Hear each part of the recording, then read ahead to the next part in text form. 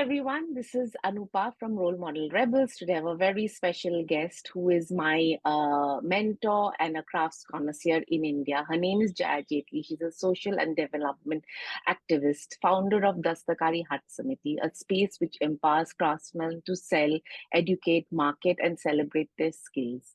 So over to you. Happy to have you today on Role Model Rebels. Yes, and here you are. Thank you, Anupa. It's nice to be with you and to be introduced to Role Model Rebels. It's fun to be on this platform and reach out to people I don't know at all, and perhaps find a lot more commonalities, because we always feel we're rebels in our own quiet little space, but it's not so. We have many of us, which gives us all strength. So thank you.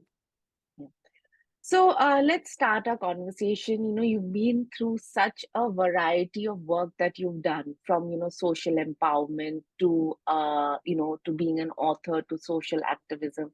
So I just wanted to understand the kind of work that you do, and so let's start with the Samiti and and the key role that the Samiti plays and what it brings to, let's say, the crafts community. So should we start with talking about your bazaars? Yes, well, the Samiti means association, because when people hear an unfamiliar word, they might go blank a bit, but it just means association. Dastakari means crafts. Haat is a marketplace, the common marketplace, which is what we call uh, a bazaar, which is associated with farmers' markets in your mind. And the farmers' market always had artisanal stuff as well. So the Haat is a marketplace. So this is just a crafts marketing association. Quite simple. And it's because I felt that until you have a market, you cannot develop a product or take a person towards a new direction. You have to assure that there will be marketability, there will be income, and there will be sustainability in what they do. Once a market is there, then you can give them design, financial avenues, all sorts of things. So that's one thing. And the platform, I thought, should be a very democratic one, because originally crafts in India are divided according to your caste affiliation. So there are caste names which are till today identified with people's surnames. For weaver, potter, goldsmith, all these craft professions earlier were in an equal standing. Over the years, caste kind of got a hierarchical system, and these became what were called the backward or the lower castes. So people started shedding those tags, but they didn't have the upward mobility that other people had, the upper castes had with education and so on. So they kept their caste tags, and they also had to keep their skills. They passed it on through generations. And the parents and the grandparents and the ancestors have taught them the skills that they have today. Nobody has invested in them other than their own families, and nobody has schools or anything for them. So they are really masters without sometimes even being literate.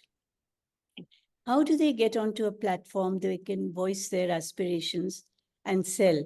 And so while they are not considered earlier equal in society, I felt that this bazaar kind of marketplace, that structure equalizes them.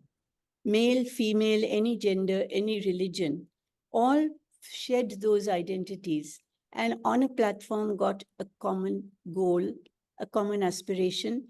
And today, I'm very proud to say that after 38 years of our Samiti being in business, you can call it, today they're feeling like such a strong community that they feel when we all get together for a bazaar, everybody's like, "Hail, fellow, well met. How have you been?" And they cross across states, across religion, across everything. Each one helps the other out. Each one celebrates another festival while it's on in the bazaar. And no matter, they may go to many other bazaars, but there is a wonderful, strong sense of community. So I've discovered after all these years that what's something I didn't really intend to do, which was community building, which otherwise in sort of development languages kind of become jargon. We really do it and discover that we've done it. It's a kind of a reverse way of doing things. But It's been the most successful, I think, practice, because it carries on the idea of a village marketplace in an urban area and gives everybody an opportunity to have a voice and have a platform and show their skills. Yes, and the thing is that currently now there is this whole huge growth and expansion of the internet communities that are being created, because of the idea of being borderless. And the fact that, this kind of, scope of building communities, preserving their heritage, their skill, fostering that, camaraderie between people is so important. And, and that's not only about just selling, but building it into a larger ecosystem today.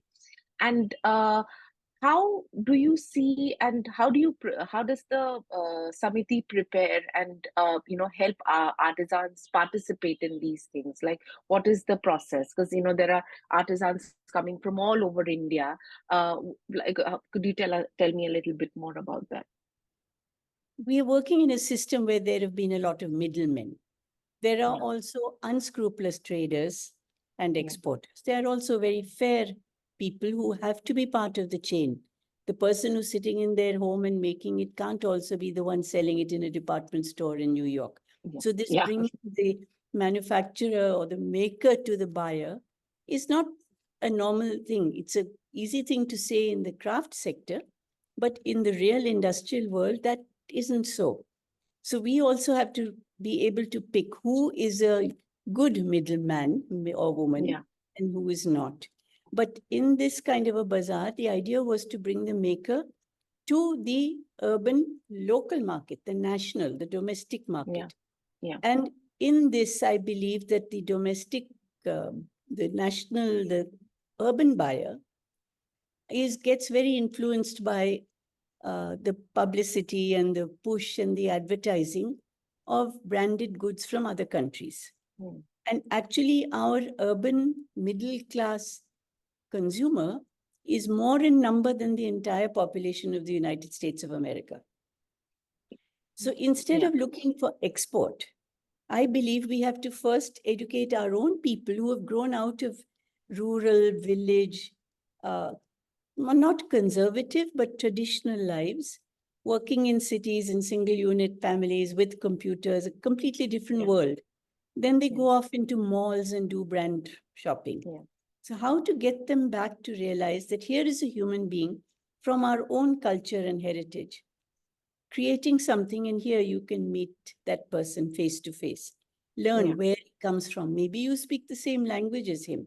We have 22 official Indian languages, so there are multiple multifaceted culture personalities, and everyone kind of relates, and it's kind of like a bonding of our country culturally and bringing the rural and urban together, not so that the urban looks as if it's very sophisticated, very talented, very developed, and the rural feeling that they are useless and they don't have any skills unless they come and become a city person. yeah, yeah, So there's yeah, these sort of building that we do.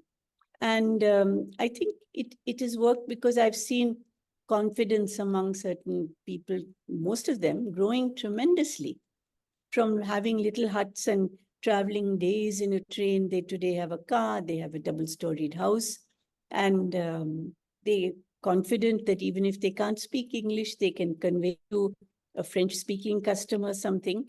And they are being brought into the new world, but carrying along the pride of their traditional cultures. mm, yeah. And I think that's where, communication,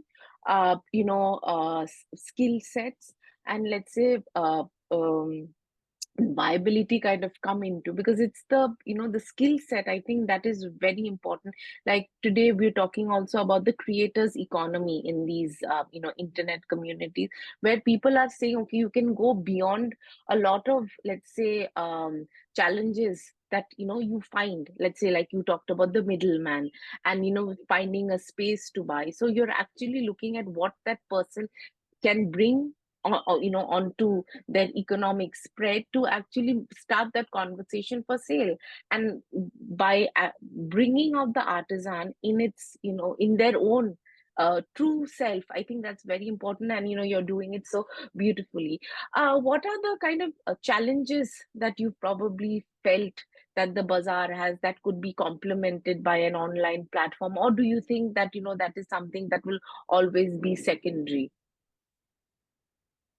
I have studied this issue because online came in a big way, especially during COVID, when everybody Yes. was stuck at home. Now, there are two very interesting factors in this. It all became work from home for urban, corporate, industrial life. But for the craftsperson, they always work from home. So they need to take their goods out. That was where they got stuck, but production was not a problem.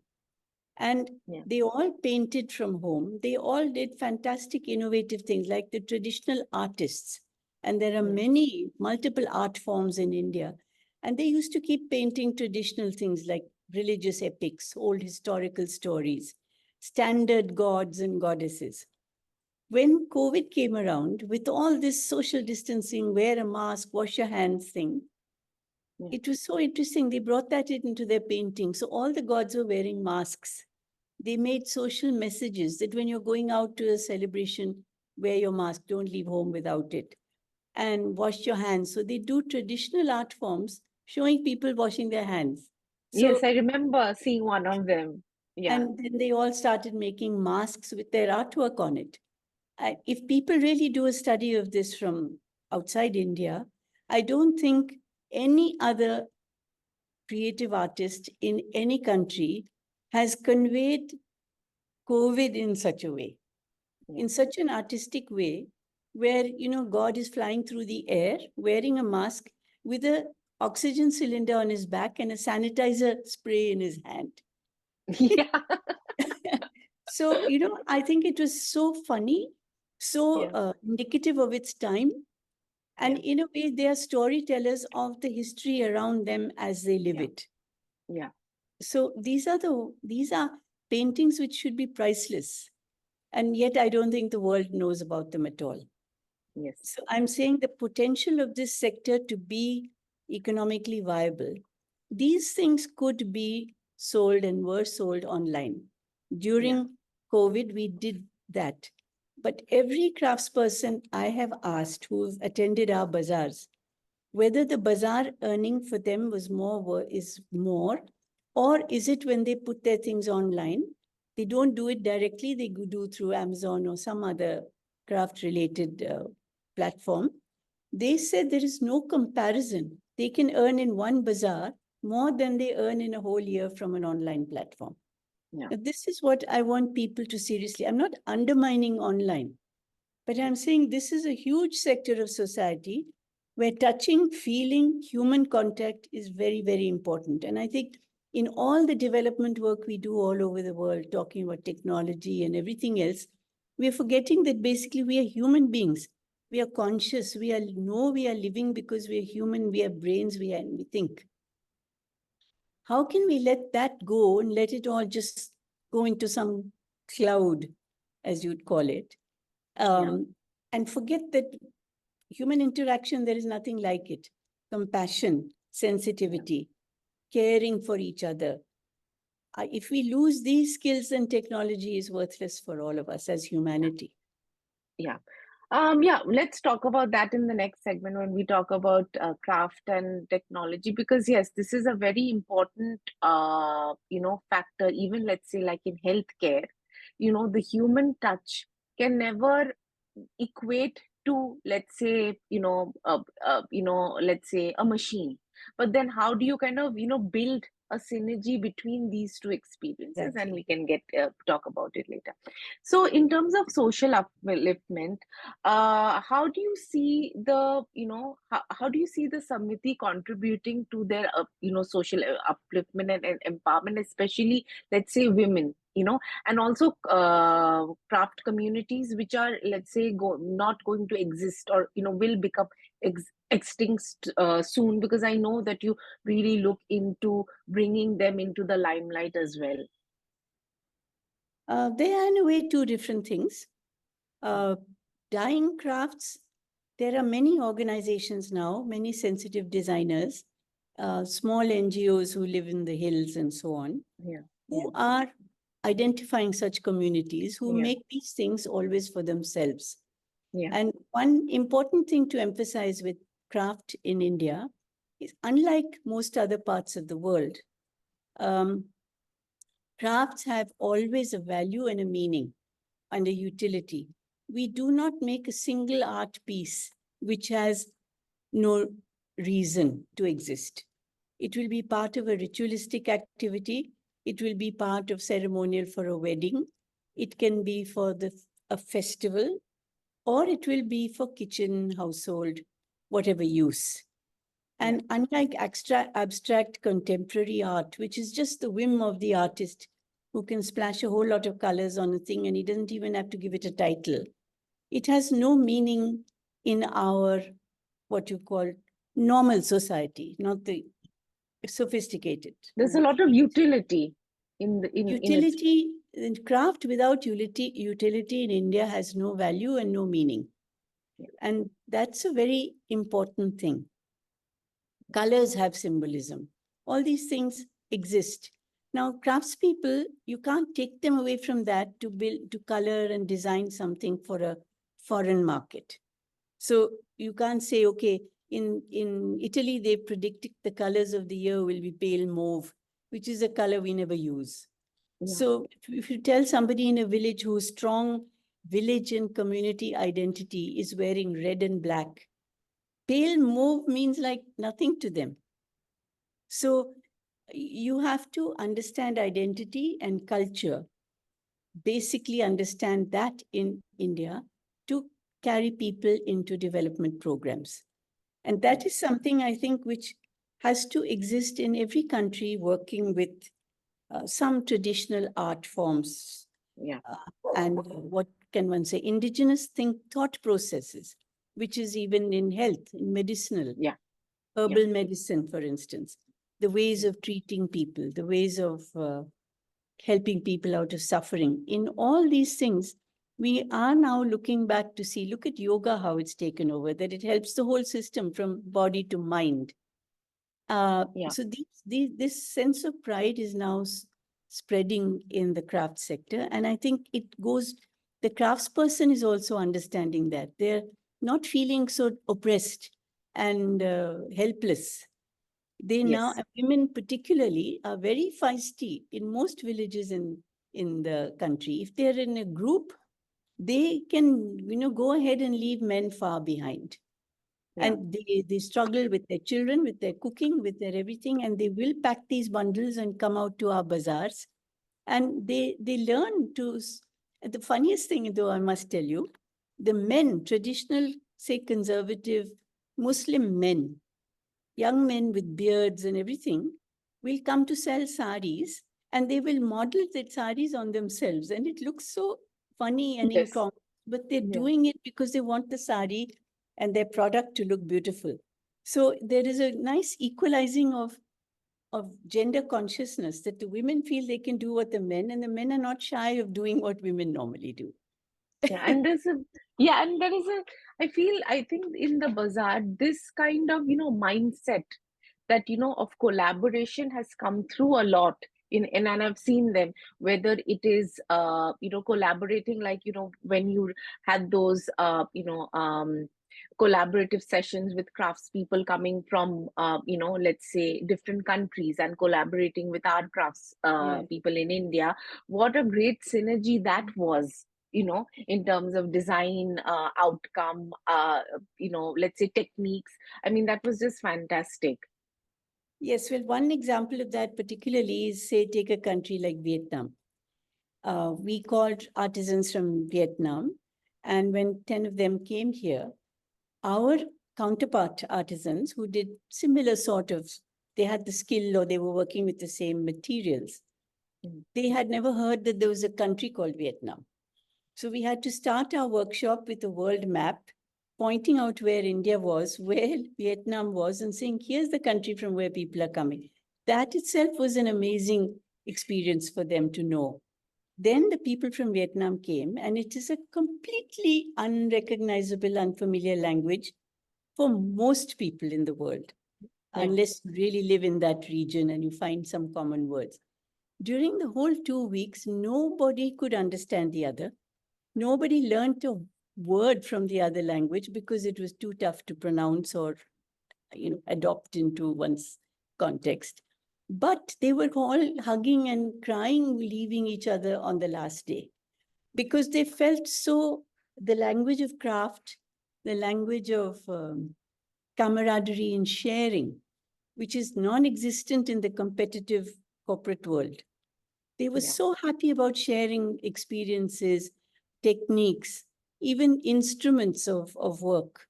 Yes. They Yes. would I leave remember their seeing that. Yeah.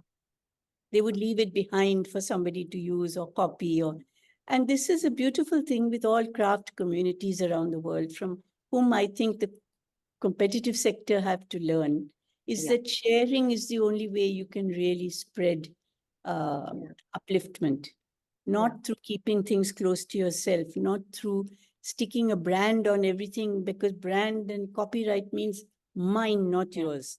Yeah. Yeah. So it's a lovely world of Yeah. theirs, which from which we have a lot to learn. Yeah. I think when we look at, let's say, very age-old traditional practices and what we are creating today, let's say with, AI or blockchain, the basic, the fundamentals have a lot to, transfer. Like you just said about sharing, but sharing with authenticity and, sharing with, the right, or let's say collaborating. All of this is happening right now, but which already existed in our practices, in the age old communities, and which are carrying through. And when I see craft today, there is generational practices, which is something that in gamification, which is being used now between, let's say, beginners and advanced players, that they are sharing their ways of gaming. Then in terms of looking at just resources that can be used, which could be translated into something which is digital, which has become much more fluent now.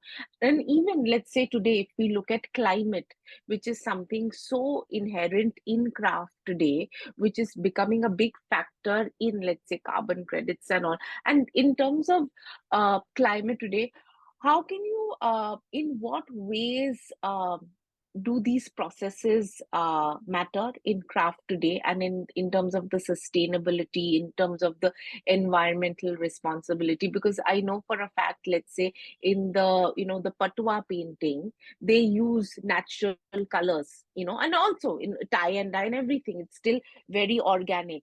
So could you elaborate on Yes. that, and are there any difficulties also in that Yeah. in this sector?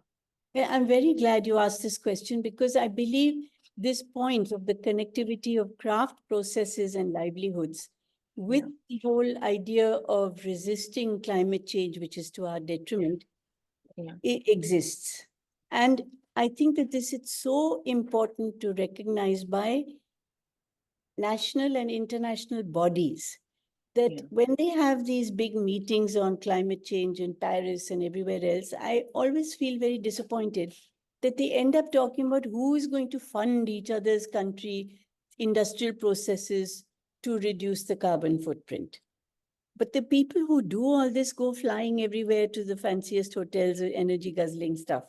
Yeah. But here are craftspeople, their entire survival and earlier in centuries ago, the survival of the planet and the survival of the human being were all one. We Yeah. pray to nature, we pray to rivers, we pray to the trees. The gods sit on trees. There are animals designated as favorite transport for each god because we have to see the divine and therefore the need to preserve and the sustainability of those rivers and whatever animals also. So the idea of nature being one is crucial to Indian philosophical thought, Yeah. Yeah. which is far more than religious, it's more than spiritual. And in this, if we look at craft livelihoods, anyone who's making baskets needs the grass to survive. You will see that that grass is not destroyed forever. Dyeing, natural dyeing or any dyeing needs clean water. you need clean water. The farmer needs clean soil, like the potter needs clean soil. Yeah. Yeah. The woodcutter in traditional times, if somebody went to cut wood in a forest, they would say a little prayer to the tree, apologizing for cutting them, but saying, I also have to live. So there's a mutual, you feel the value of that tree. Yeah. And you know the tree has to live, but you also have to. So there is Yeah. okay, there's space for you and me. So Yeah. this sort of thinking, if only we just ensure craft livelihoods and processes have enough resources directed to them, there will be a huge cleansing of the planet at production level, at manufacturing level, at what you would call industrial level. I don't Yeah. like the word industry being used for craft, but it is still a process by which you are being industrious. And Yeah. these skills are always very, nobody wastes. Women are the top recyclers of the world. They make beautiful quilts or they make garments for their babies. Everything is recycled. Today, the plastic potato chip packets are recycled into hand fans, handbags. And I think this is something that people have to take seriously. They're not looking low down enough. They're looking up at huge factory buildings. They're not looking at Yeah. the little man in the hut or the Yeah. beautiful woman inside who's saving, cleaning, reusing, replanting, nourishing. And I would really plead with everybody in this world who's concerned with climate change to look at this sector and build up economically viable fund allocation from their governments, from international bodies, the United Nations or UNESCO or UNDP, for instance, should concentrate on how the craft livelihood sustains far more than one Greta Thunberg speech. Yes. I think everybody is building, a scope within their own capacity. But I think it is important for us to collectively come in and see where that scope can actually make an impact which is required. Let's say speeches and other let's say directions are important in their way. But when something which is so traditional involves climate in its production, in its execution, in its let's say distribution, because a bazaar is also a physical manifestation of sale. So and how do we build that? And I think that's where also technology can come in. So I think one of the conversations we were having, that let's say, how do you build in the whole process from the making to the selling onto, let's say, a technology like the blockchain that will give authenticity, what do you call it, track and trace of the product, and also build in these other components. Now, do you see the digital technology kind of transforming the landscape? Because this is a very tricky conversation, I know, but it's important, we need to have it. Or will it always be something that can aid? Because now that I'm working in this sector, like when we were talking about the very important thing that we said, that the craftsperson says that they will make the sale, their sale is the highest at the bazaar because of their interpersonal skills. Like when they're selling something, they will say a story, and that is what is required today. When you, let's say, you look at the agro tech market, buyers really, they know the product is great, but what is that the story that will involve the consumer and the product? Because people want to buy experiences of people along with the product. um and so yeah, so let's say today we build something where the people of the artisans are sitting maybe on a digital platform, on a cloud, where they can immerse themselves and find other people from all over the place, and I don't know, somehow find a way where they can actually hold something that is handmade, and through AR, VR or something, the other person also, like a hologram, can feel that, but that's in a different world.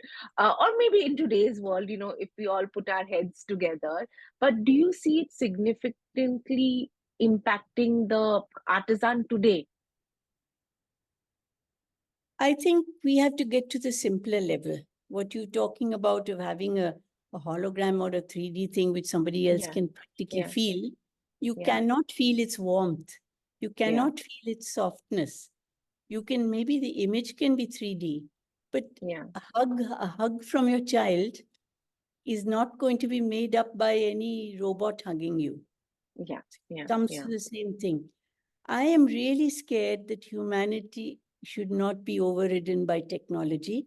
And I think people like Yuval Noah Harari and people like that, whom I strongly associate myself with, are trying to warn the world Yeah. that don't get carried away into making a weapon of your own destruction. Yeah. And we, like with the nuclear bomb, there are good uses and bad. We have to lay down strict norms of where the good can become the bad if you cross Yeah. the line. Yeah. Yeah. Yeah. Yeah. But talking about, again, technology, I'm not an anti-technology. In Yeah. fact, starting from the simple uses that have come about, which have been wonderful for craftspeople, is Yeah. to have an iPhone, Yeah. to have a smartphone, in other words, take a picture, send it to a customer, learn about. They taught me I should have WhatsApp on my phone. I had a very simple phone before that. Yeah. So there's WhatsApp, then they learned Facebook, then they now like to talk to each other and display their work on Facebook.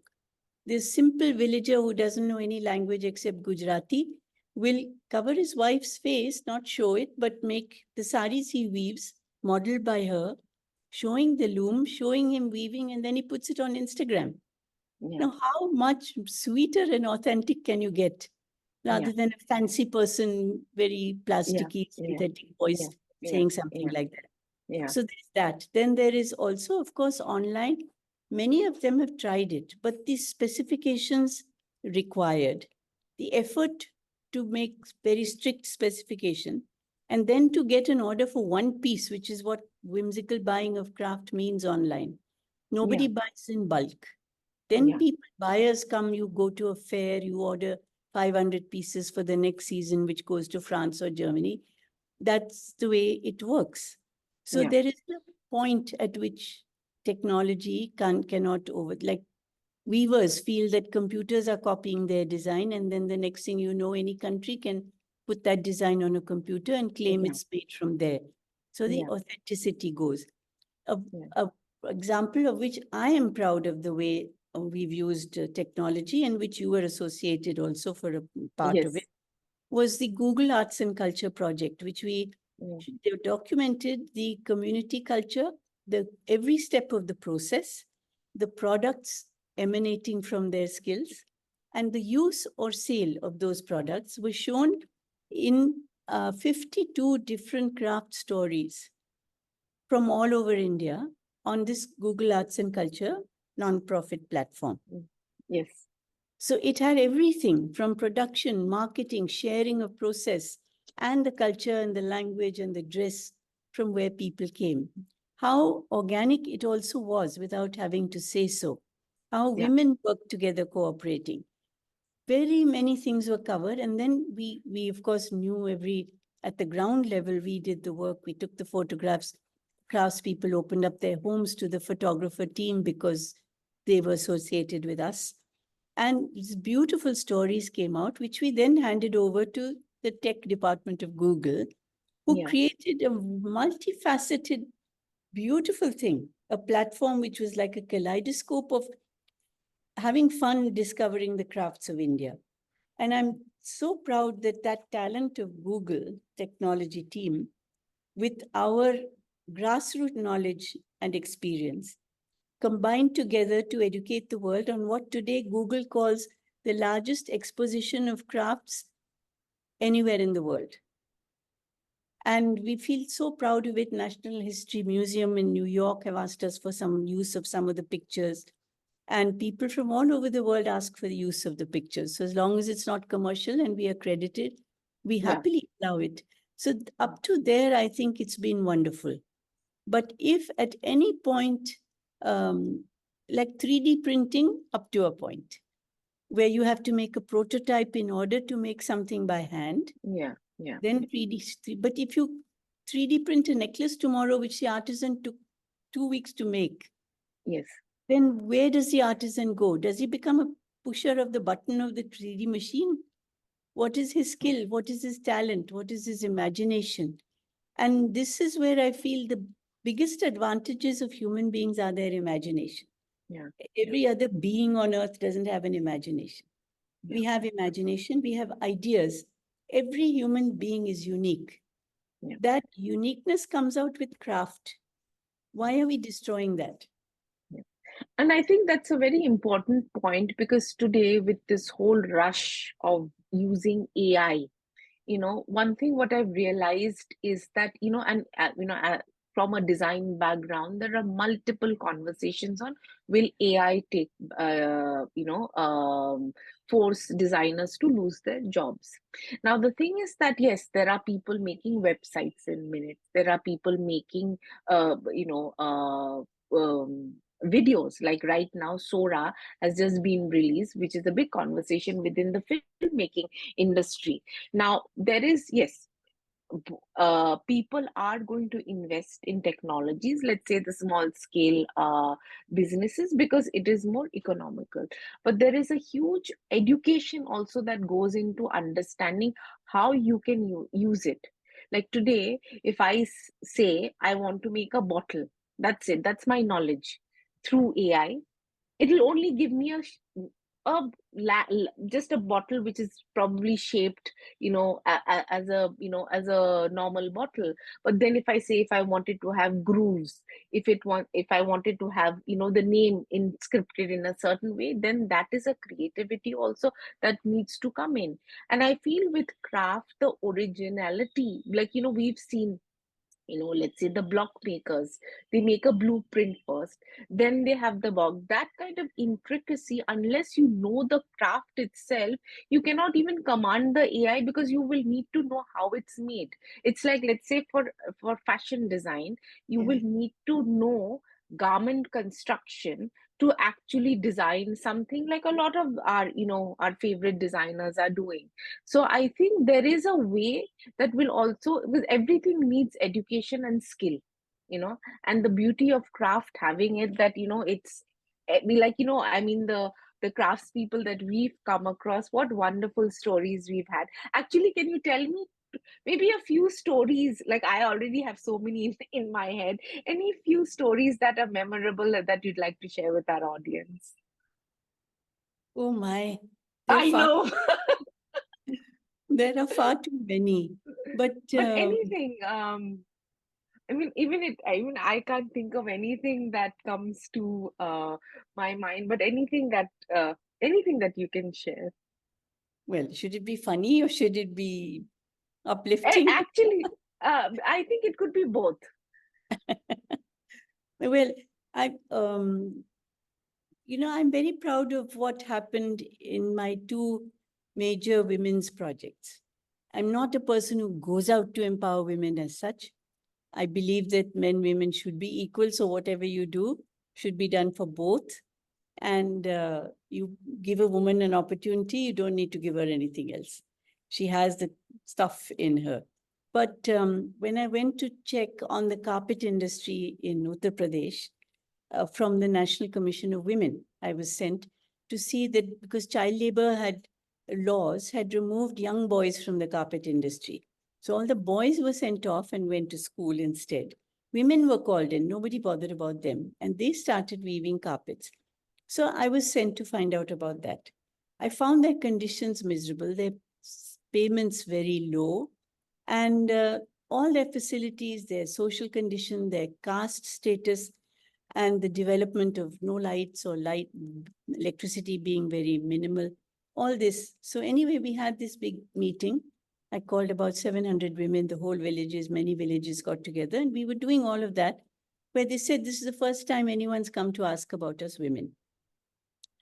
When I left, they were so grateful that a woman had come to listen to them, brought along government officers to listen to their problems and note them down. Many women brought to me beautifully woven, colorful baskets. And they said, this is all we have.